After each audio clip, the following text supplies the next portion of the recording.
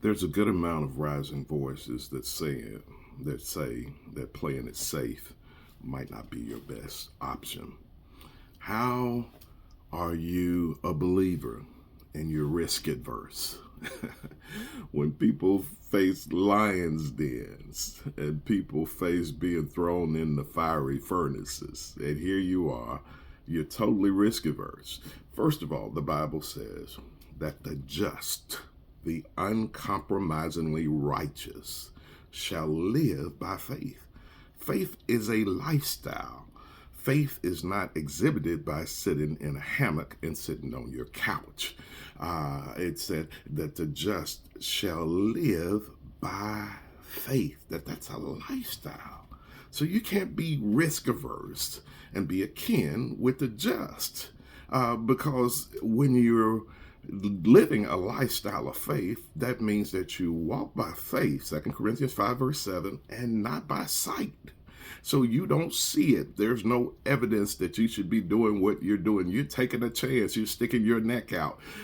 And then we come back in the book of James, and it says, faith without works is dead being alone. So your faith needs actions, corresponding actions. So it's really hard to be a true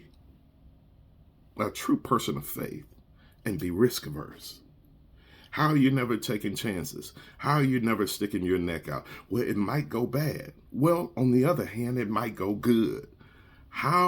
One of the things, and it's an awful thing, that one of the things that have a reservation, one of the sets of people that have a reservation for the pits of hell are the fearful.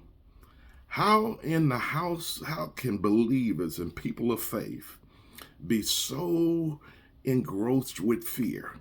And we see people with half of the talent that we have, half of the moxie, half of the intestinal fortitude and mental acumen and talent and everything else succeeding at breakneck speed because they were willing to stick their neck out. I know that you say that a turtle is as safe as possible in its shell, and it is for the most part. The bad thing about it, though, the turtle will never move unless the turtle sticks his or her neck out. Folks, we got to stop being so risk averse. God's not on that great getting up morning. That great getting up morning, and when the tally is touted and the roll is called, and here you are. You were a super believer, but you only stayed on the couch. You only stayed in a hammock. You stayed out of the way. You are always safe. None of the people that are lauded in Hebrews chapter 11 were always safe. So I'm coming against that fallacy on today, that it's hard to be a risk-averse believer. Inbred inside of the calling to be a believer is the risk of sticking your neck out.